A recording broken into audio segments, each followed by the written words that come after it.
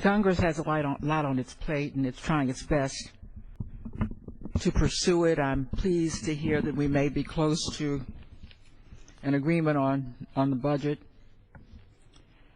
But with all we have to do with respect to the economy, the environment, income inequality, unemployment insurance, I think the public would be concerned when the Congress goes off course and no longer involves itself only in the nation's business, but interferes in the business of local jurisdictions. One of the cardinal principles of our nations is, of course, what's local is local and not for the federal government. This afternoon, I want to speak about three issues where the nation has been drawn into local affairs by the Congress, much against the bipartisan principles on both sides of this chamber and the other one as well. One involved the shutdown of a local government. Another involved something perhaps even more sacred, the autonomy every local government demands over its local funds. And only today, the near sacred autonomy over the local laws of a local jurisdiction. Yesterday, there was a hearing. I would not have objected to the hearing.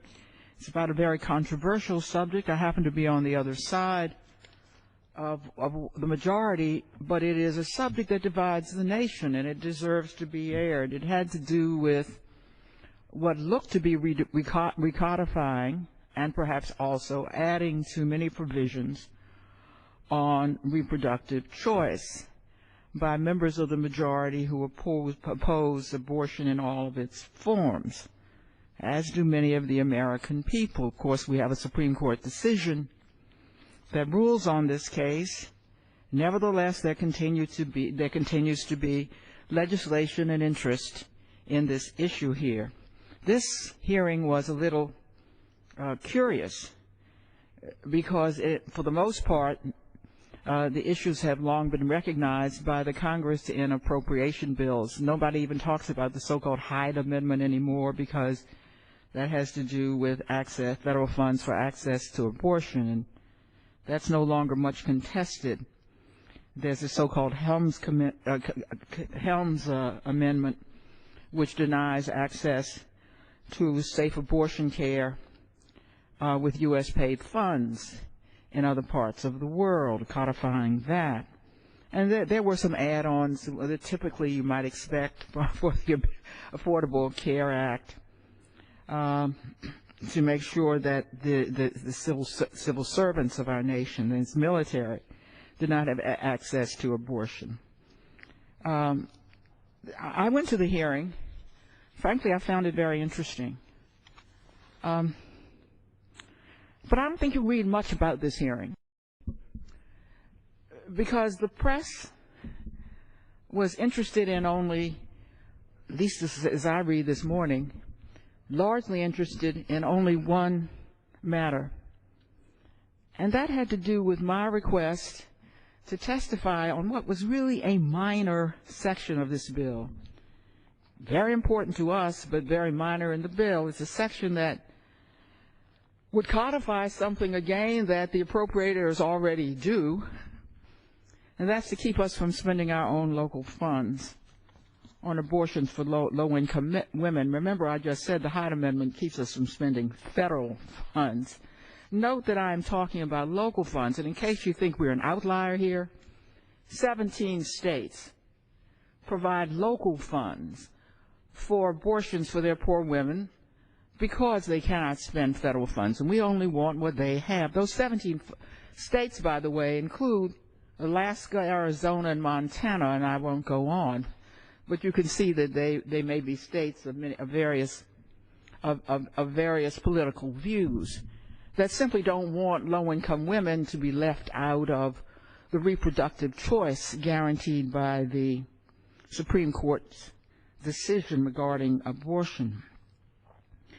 Well, the press was most interested in the fact that Chairman Trent Franks included the D.C. portion in his bill, the portion that says that though there are local funds, $8 billion of it, we're proud to say, raised by local taxpayers, our businesses, our residents, 100% of it local funds, that we and we alone in the United States must accept the dictation from the Congress of the United States about where we may spend our local funds when some of its members disagree, as I'm sure they would disagree with the 17 states who spend their local funds in the very same way.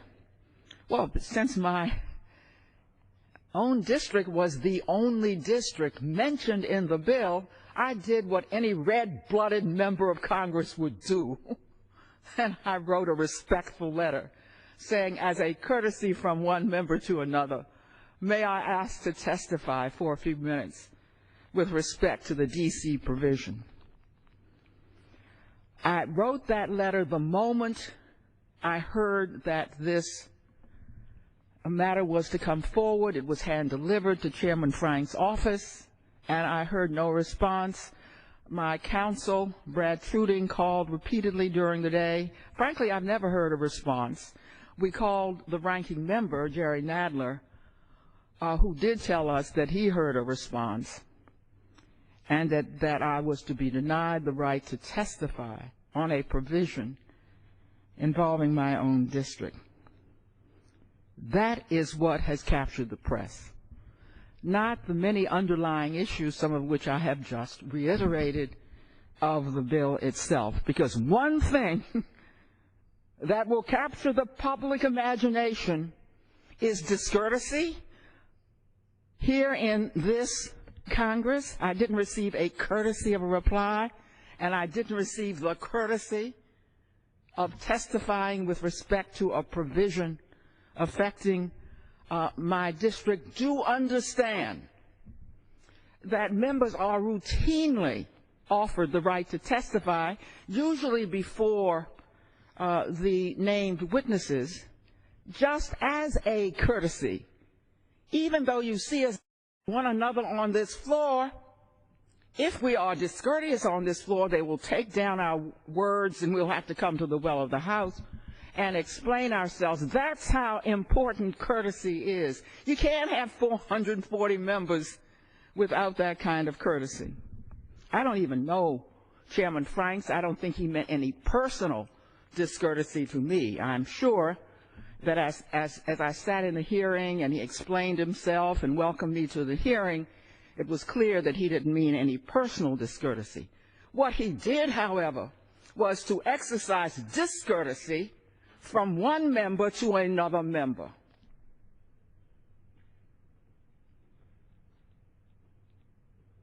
And he did so on a matter of some importance. There is no member of this body who would sanction an attack on their local jurisdiction without getting up to protest it. I may not be able to vote on this bill when it comes to the floor, but should I not be able to speak on the matter? D.C. matters come to this floor time and again, and all I can do is talk. If there's any decency in this body, surely nobody would shut me up.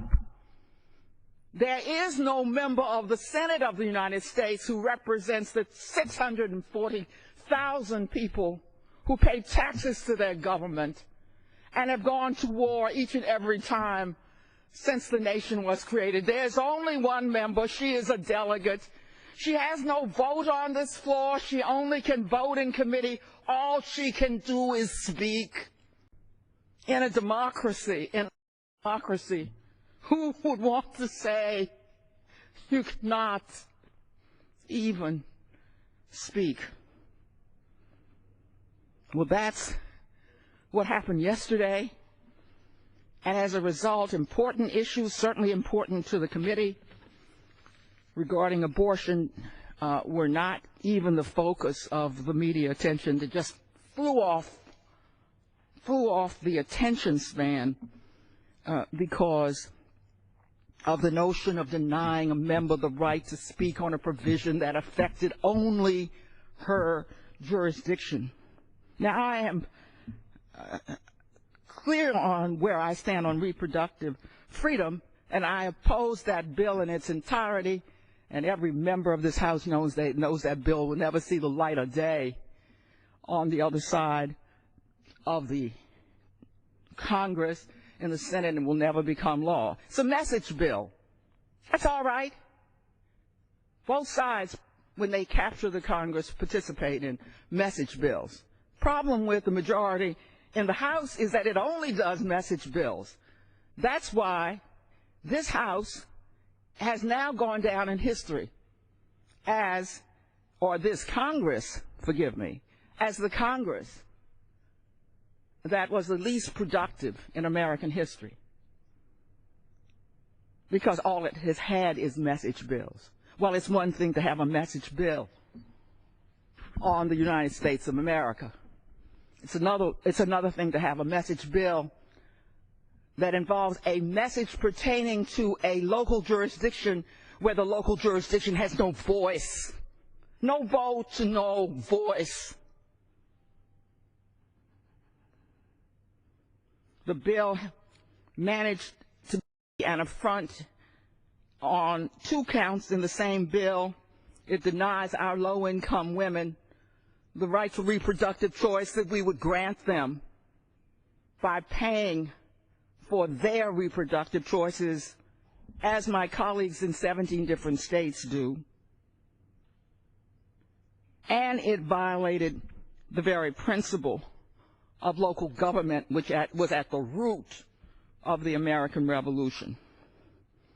And then, in one of the great contortions in legislation, the bill seems to have recognized that you cannot really legislate for a local jurisdiction. So it redefined the District of Columbia as a part of the federal government for purposes of abortion. Imagine having your city and your council, your county, redefined as now a part of the district, the United States government, in order to pass the bill you want to have passed. That was a concession that they shouldn't have been passing, shouldn't have us in the bill at all, that they had to redefine us out of who we are into who this nation is. That kind of contortion undercut any possible legitimacy for the bill.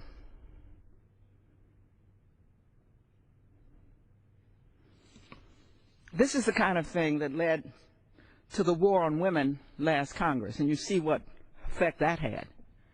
So Republicans want to start out again with the member who cannot act in the way they do because she doesn't have a vote on this floor, by denying her even the right to speak on a bill affecting her jurisdiction. Go at it. We will not let it rest.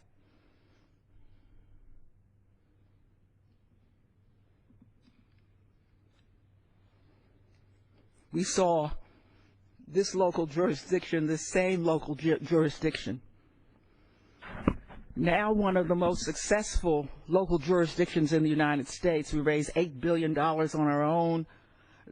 We are building everywhere. We added 50,000 people in the last census. This jurisdiction faced shutdown in the just past infamous shutdown of the federal government. Well, the public will say that can't be. They shut down the federal government. Well, as a matter of fact, the Congress makes the District of Columbia bring its $8 billion budget right here signing off on it before we can spend our own local funds.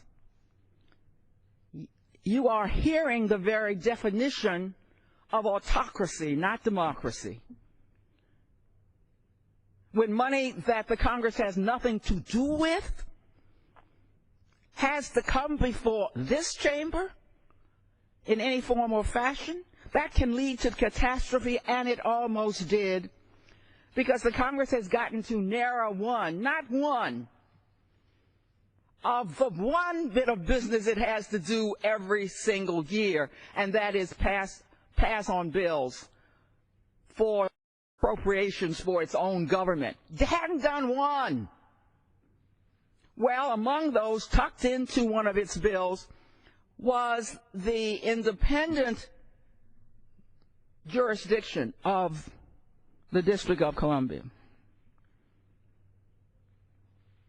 The mayor was put to using contingency funds to keep the city open during those 16 days. Normally, he has to do the same preparation that OPM has the Departments of Education or the Department of Transportation do. Instead, he used his contingency funds. The problem is he was running out of contingency funds.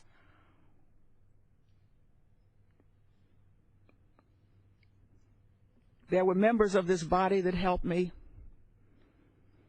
Finally, in negotiations with the administration, with our Republican colleagues, and of course with the Democrats in the Senate, I thank Chairman Darrell Issa, who chairs the Government Reform Committee with jurisdiction, among other things, over the District of Columbia. I thank Eric Cantor, a member of this regional delegation, for his efforts as well. There were just as many Republicans and Democrats in the Senate who were helpful, and others whom I have not named who were helpful here. But it took a three-way negotiation to get us out of that, and the reason that negotiation was important is that we are waiting as I speak to see whether or not there's going to be another government shutdown. Hopeful about that, because we're told that we may have a delay for a few days, but the prospect is there wouldn't be another shutdown, but we didn't know that. So I had to negotiate for something that the federal agencies do not yet have. They are now being run on what is called a continuing resolution based on last year's appropriation, 2013 funds. Imagine if we had had to do that, run a big city on funds from last year, although you have appropriated funds for this year. You know, it could result in violation of contracts, all kinds of upheavals in your city. I was able to negotiate a bill that would keep us open until or for the rest of the year, that's fiscal year. The federal government still has to do that for its own agencies. Why in the world would anybody want any local jurisdiction to be caught up in that mess?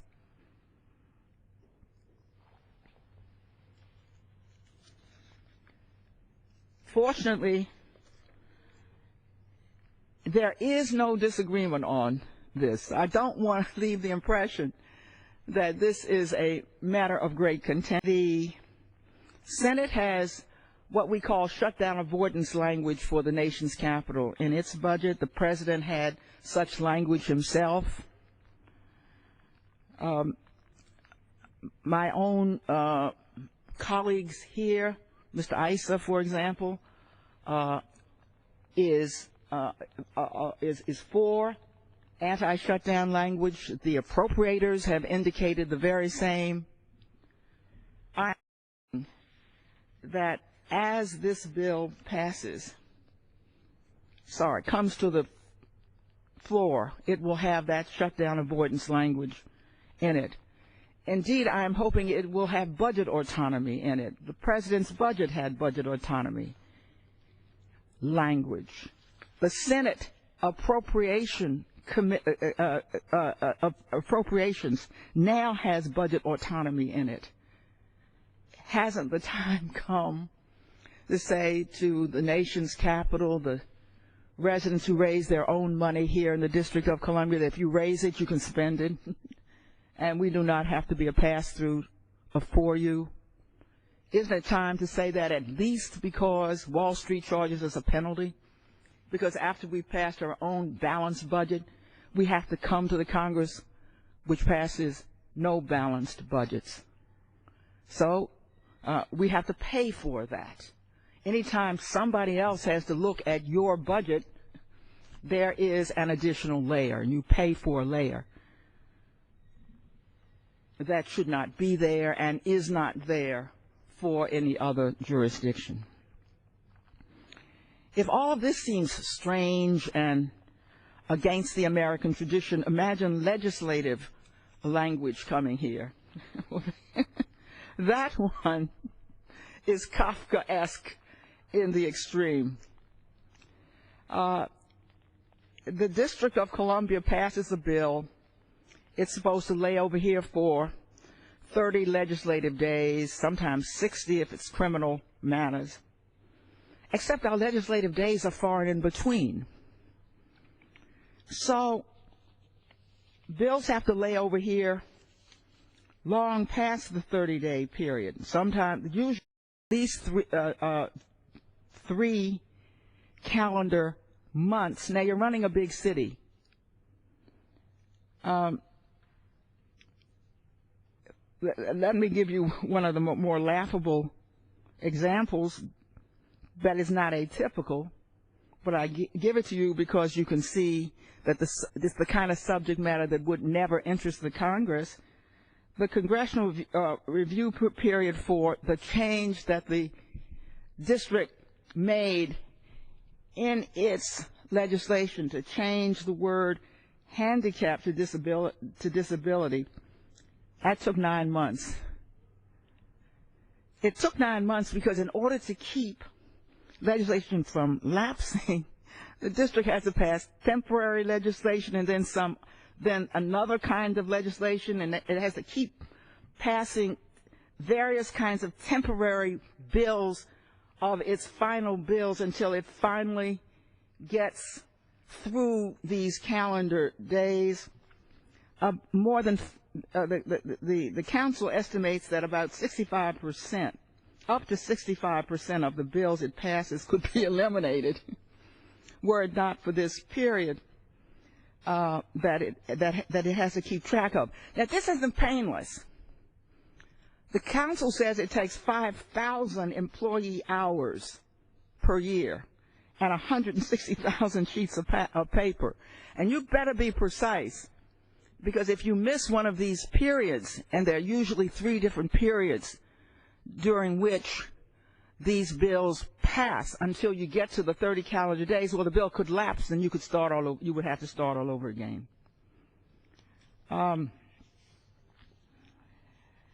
That would be bad enough if Congress had a reason for requiring these bills to come here.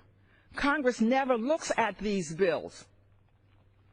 If there is something that the Council of the District of Columbia does that the Congress thinks it should do, it knows exactly what to do, at least in its own view. Why bother with introducing a bill here, having it come to the floor, doing the same thing in the Congress? Why not simply try to attach it to something else? So the Congress simply uses the appropriation bills and attaches whatever it wants to overturn to that. At the moment, there's only one such matter, and that's the abortion rider. And it simply tucks that into another bill. Only 3 occasions, on only 3 occasions, has the Congress ever used the review or layover period. 1979, 1981, and 1991. And two of those directly involved federal interests, so Congress was within its rights. In fact, if the truth be told, all three of them did. And the district was not trying to defy the federal government. In fact, I would have been with the Congress on this because federal interests were involved. All three of them did because the district mistook, was mistaken in the extent to which there was a federal interest involved. So those were not even attempts to try to challenge the federal government. Those were mistakes. Had I been here at the time, I would have tried to correct them before they got very far by going to the Congress ever got here. In any case, you have a Sisyphus-like process. Keep rolling up this bill, keep spending all that money, keep exerting all those employee hours, and this is a process the Congress has long abandoned and pays no attention to. My bill says to a Congress which regularly passes paperwork reduction bills, this is a classic example of where it is needed. I do not believe there is the slightest opposition here. This is a matter of inertia. I'm trying to make it rise above the ground where it has laid since I've been introducing this bill. I don't believe for a moment that there is a single member of this body that wishes the district or any other jurisdiction or any part of this government to engage in a labor-intensive, costly process, even if it had an outcome, but particularly one that the Congress itself abandoned and wishes has abandoned into disuse. So, Madam Speaker, I brought these matters of local concern to the floor today because they are, I think, every last one of them, members about which most members are unaware, and for good reason. Members are dealing with their own districts and with the nation's business. They really don't have any reason to care about whether or not the district spends its local money one way or the other, about what laws it's passed, and if it's shut down. Only 3 out of 4,500. It has abandoned one of these processes altogether. The district has a budget autonomy referendum that has passed the House and that technically is law. It is in some danger, so I'm trying still to get budget autonomy through and to have the President and the Senate. And I cannot believe that with many conservative members of this House who believe in local matters for local folks, that I would not have support here. I recognize that abortion is a controversial issue, and I have the deepest respect for those who disagree with me on that issue, but I think most members would agree that that is a matter for local jurisdictions to decide. Wherever we stand on the nation's business, we are at one on local principles. Local matters are for local jurisdictions. That cannot be your principle for every jurisdiction in the United States except the District of Columbia. And the matter of democracy, which we have tried to spread throughout the world, cannot be a matter for every nation on the face of this earth except the nation's capital.